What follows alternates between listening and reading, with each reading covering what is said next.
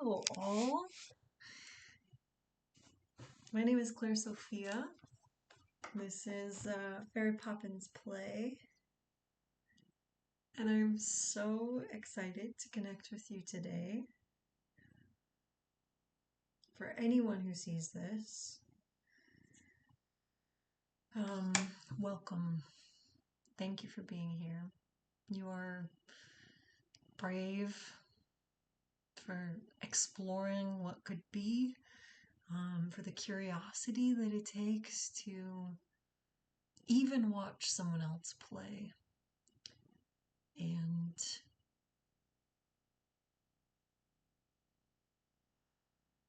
it requires a degree of safety within ourselves or within the world. Even if it's just temporary, even if it's just in this moment, to even dabble in the energy of play. And so for things to be the way they are in the world and the way they've been for a very long time, to have cultivated this sense of safety enough to even watch someone play, which is what many of us are doing that are artists, creatives, readers, intuitives.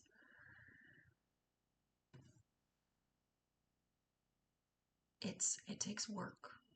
So congratulations on the work. I'm so proud of you. Okay.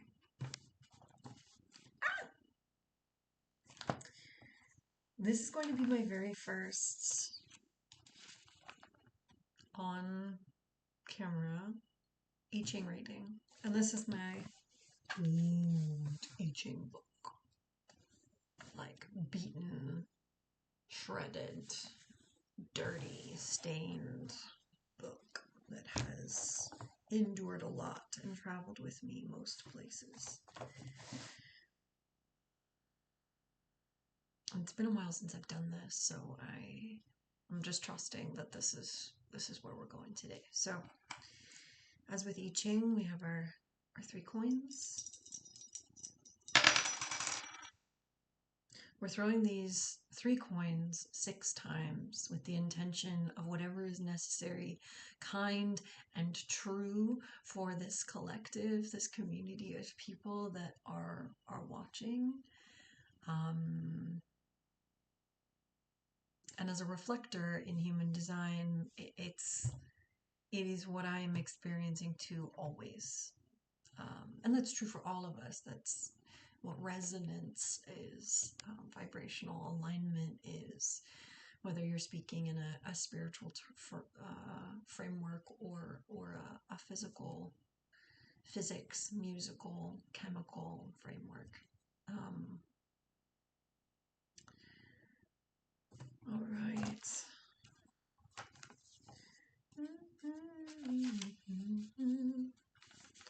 I have Home by Fortuna stuck in my head.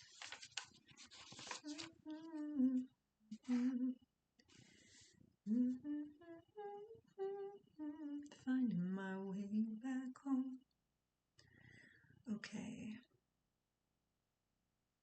We have the first line, not changing, static, and solid.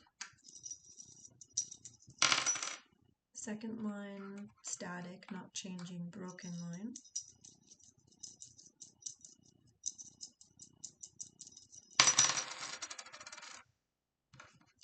Third line, also static and broken. Okay. So our lower trigram is Chin. I always did this for myself for many, many years and would say the things in my head.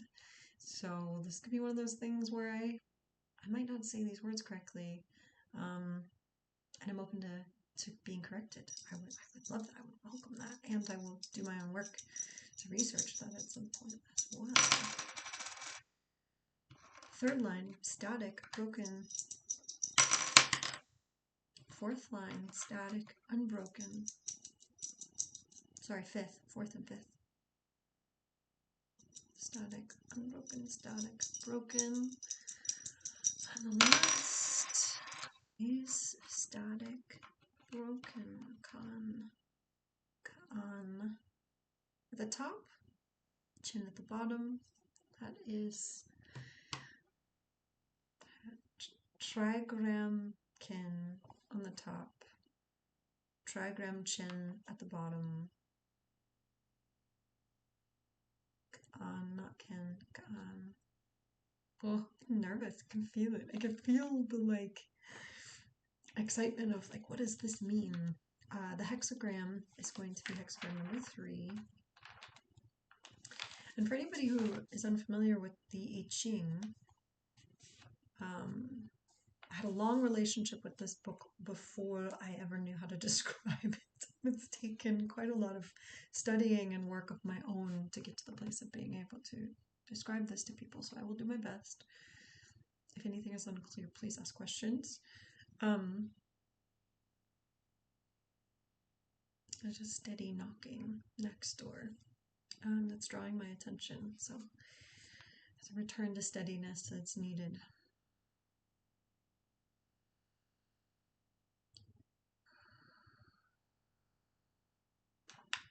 Tapping into this book feels mystical and magical every time, even though it's primarily, this is a book of studies. So I'm reading a translated version, so when I refer to this book, it's got many lineages and many translations and many versions. This is the Wilhelm edition.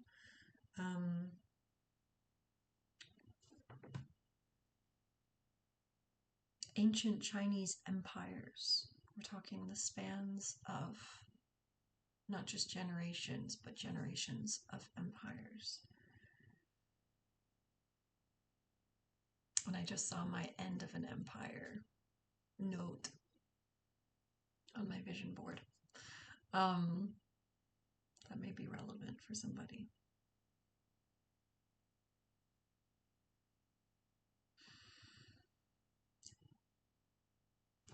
There were empire generations of leadership in China, in ancient China, that dedicated themselves to the study of particular phenomena. And there were generations that studied the movement of natural phenomena, like mountains and storms and earth and water and more like natural sciences, right? We're studying natural sciences on a grand scale and a smaller scale, but feeding the larger ecosystem. There were generations that studied political ecosystems, political systems, the rise and fall of empires, the way to lead people effectively, the way to engage in system-wide conflict successfully. And there were those studies. And then there were the studies of the family, the home, psychology, anthropology, culture, interpersonal relationships, roles. And so some of the language in this book is quite gendered with the times. And so a lot of it for me, I interpret as energies. We take it or leave it. However it resonates for you is the goal. We're just playing after all. Okay. So we've got an unchanging result, which means particular results mean that something is in transition. And that's not to mean that there aren't also things in transition in your life, but this particular question, this particular necessary, kind, and true result for you is an answer of sorts. It's not documenting a transition of change with wisdom for how to navigate such change. There's a degree of stability to the answer to this that is, the hexagram will speak for itself. It is noting where things are, not where things are in transition. finishing my description of the I Ching, these books were then compiled together, and the wisest men, so, but the wisest of these communities that were in positions of power to speak on these things,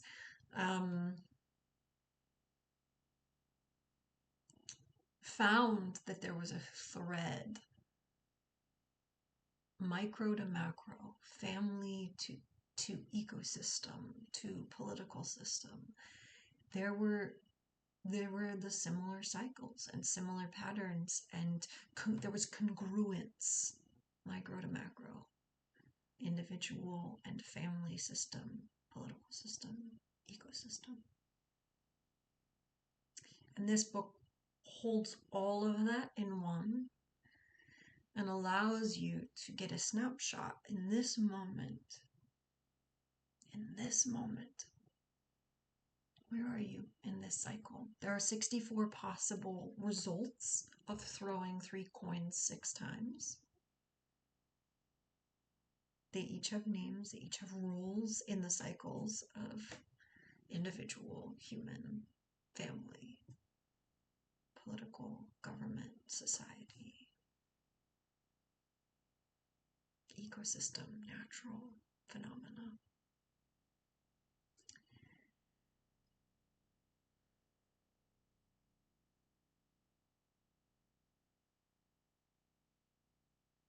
When you get a changing line, there's an opportunity for some wisdom on how to navigate that change, but that's not relevant today. Today we are at a static result,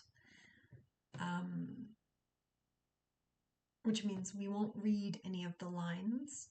We will just read Chun, difficulty at the beginning. The name of this hexagram Chun really connotes a blade of grass pushing against an obstacle as it sprouts out of the earth. Hence the meaning difficulty at the beginning. The hexagram indicates the way in which heaven and earth bring forth individual beings.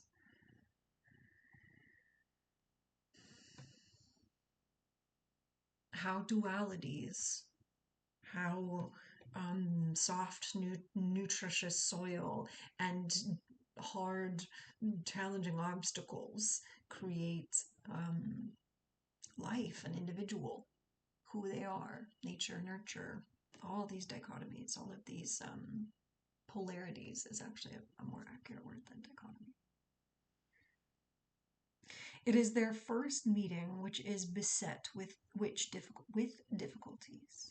The lower trigram Chin is the arousing. Its motion is upward and its image is thunder. The upper trigram Kan stands for the abysmal, the dangerous. It's water. Its motion is downward and its image is rain. Rain and thunder, the storm. The situation points to teeming, chaotic profusion. Thunder and rain fill the air, but the chaos clears up.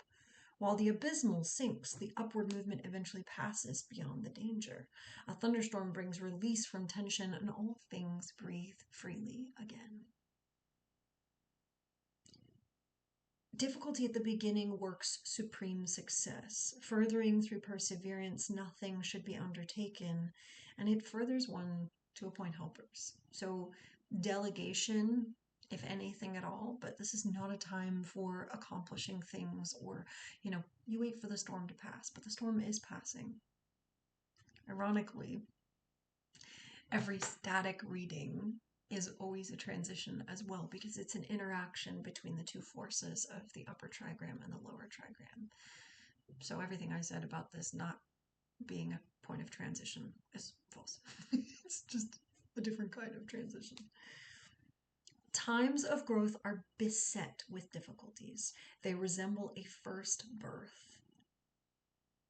I'm reminded of Dr. Gabor Mate's book, In the Realm of Hungry Ghosts, one of my favorite books on addiction that I read in grad school. And first of all, I'm hearing not everybody knows what addiction means. Sometimes addiction, we can feel like it's something that we keep doing a lot of. Addiction, by definition, and this is clinically defined, is simply something that you're doing that has started to cause you more harm than good, or some can draw the line at any harm at all, but more harm than good, and we can't stop doing it. We know that we are being harmed more than we are being helped by this behavior, and we can't stop doing it. That's an addiction. Not how frequently you do something or with what intensity or, okay. So in Dr. Gabor Mate's book, In the Realm of Hungry Ghosts, he states, the problem is not that the truth is harsh, but that liberation from ignorance is as painful as being born. There is much liberation from ignorance occurring, and it is painful. But it is not painful inherently because of what is being revealed.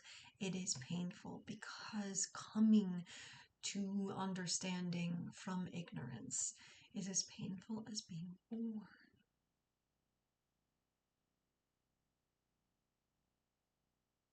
For anybody that's had a pleasurable birth, it can also be pleasurable. There is a pain-pleasure threshold. And so that quote resonates as a baseline and a validation, and also it's not a fate. It's not a determination of what has to be the experience. Times of growth are beset with difficulties. They resemble a first birth. But these difficulties arise from the very profusion of all that is struggling to attain form.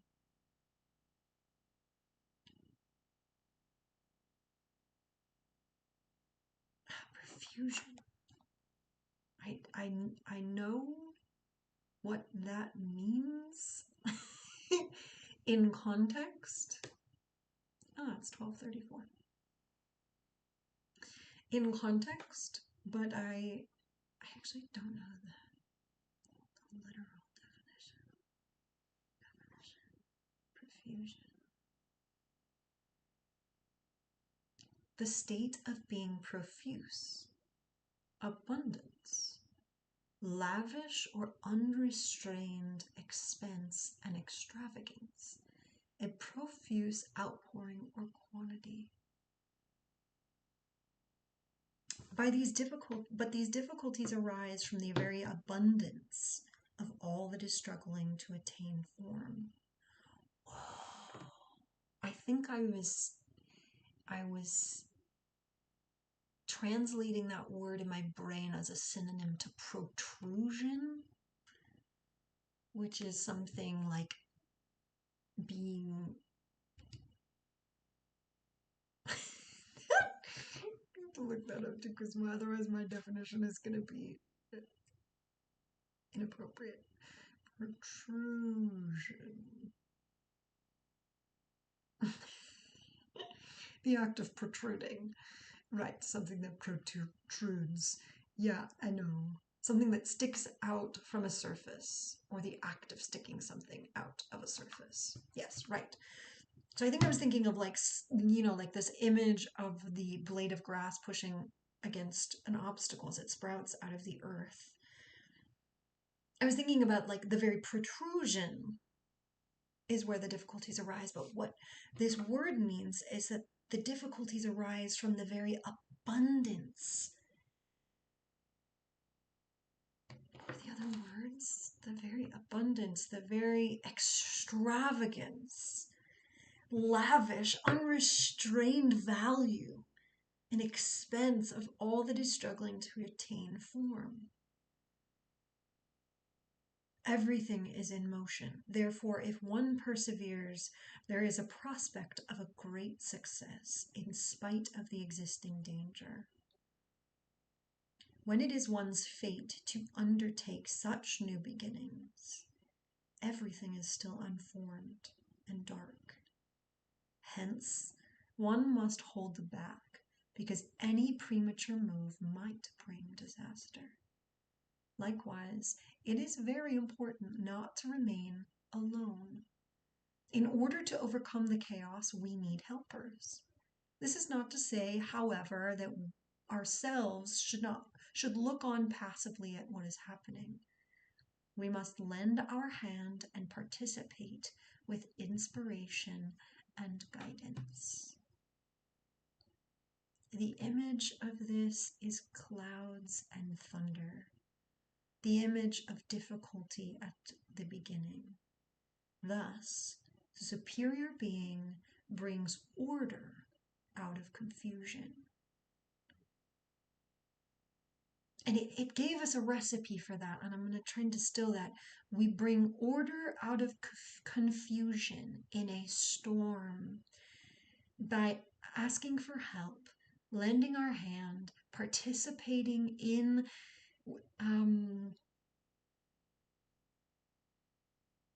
this overcoming with inspiration and guidance, as what naturally changes, as the thunder rises and the rain falls, as that natural shift occurs.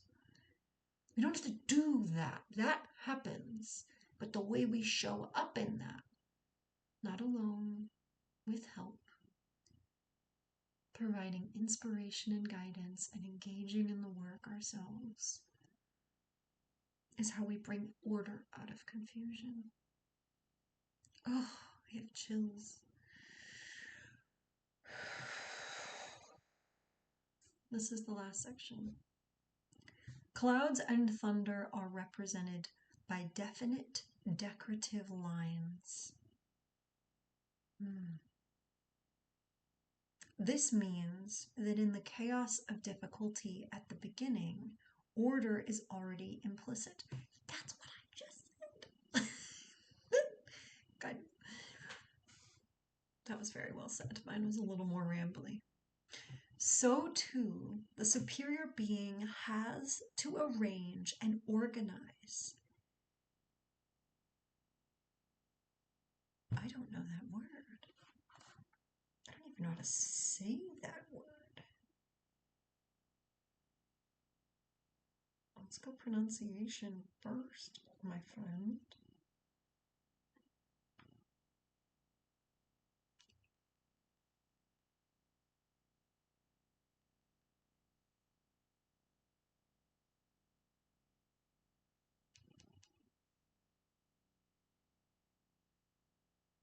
Oh, it just isn't going to say it. Inchoate. Inchoate.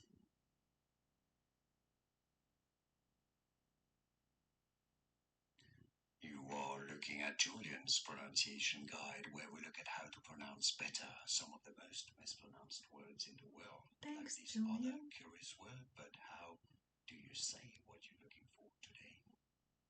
Or looking at how to pronounce these words, as well as how to say more interesting but often confusing words in English, so be sure to stay tuned to the channel. How do you say it? Inchoate. Inchoate. Inchoate. That makes sense. That's what it looks like. It just threw me off. Inchoate. Being in a beginning or early stage. Incipient. Imperfectly formed or developed. Disordered or incoherent. Recently or just begun. Beginning partially but not fully in existence or operation. Existing in its elements and incomplete. I love studying words so much, and I love studying them in these contexts because what I am hearing is a word, inchoate. But I'm also hearing the true context of chaos, the true context of incoherence and disorder and incompleteness. It is an experience of beginning. It is a symptom of beginning, of being new. when something is in its early stages, it is inchoate. It is chaotic and confusing and disordered and incomplete. By nature, by the symptom of its beginningness, is that. For anybody that's worked with children or has children, we feel this in our bones. Inchoate. Inchoate. Okay, context. So too, the superior being has to arrange and organize the inchoate profusion. Remember, profusion meaning abundance. So the beginning, imperfectly formed and developing abundance of such times of beginning, just as one sorts out silk threads from a knotted tangle and binds them into skeins. In order to find one's place in the infinity of being, one must be able to both separate and unite.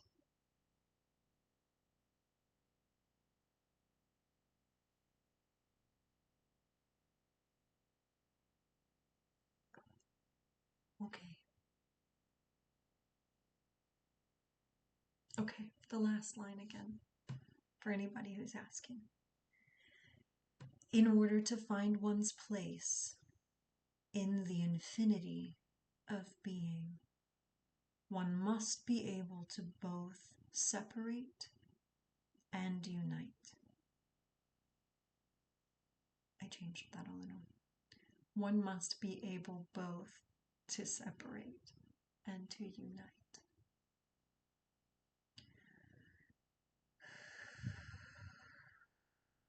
Well, this feels deeply relevant to my first I Ching video. This feels deeply relevant to the world. I'm in the United States. It feels deeply relevant to our inchoate profusion and everything else. That is a thread of where I feel I am, and I trust that this will find whoever needs to hear this, for whoever it's true for, even just parts, and for whoever can be kinder to themselves and the world with this context. So, my attempt at participating in chaos and overcoming that chaos into order by not doing it alone, by bringing inspiration and guidance. Thank you so much for being here. I love you unconditionally. I do. And I can say that unequivocally because I love myself unconditionally, and that has taken quite a bit of work. So thank you for being with me today. My name is Claire Sophia. This is Fairy Poppins Play. Excited to play with you again in the next video. Trusting that you will find ways to play for yourself out there in the world when you can. One bonus factoid.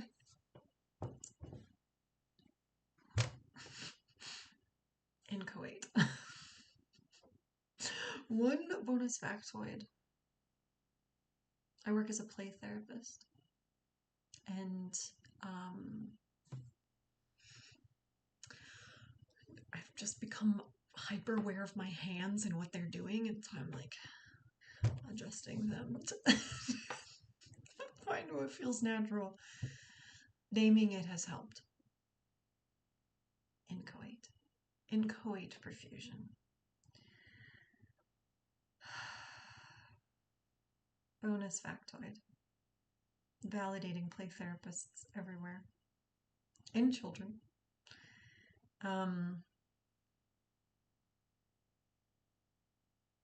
Working through traumatic material processing things that occurred too much, too soon, too fast for your nervous system to process. Processing that in therapy, on your own, in the day-to-day, doing non-play life takes 50-ish repetitions. I'll pull up the research article again. I don't remember exactly, but it's somewhere in 50 to 60 repetitions of the cycle, of the pattern to change it.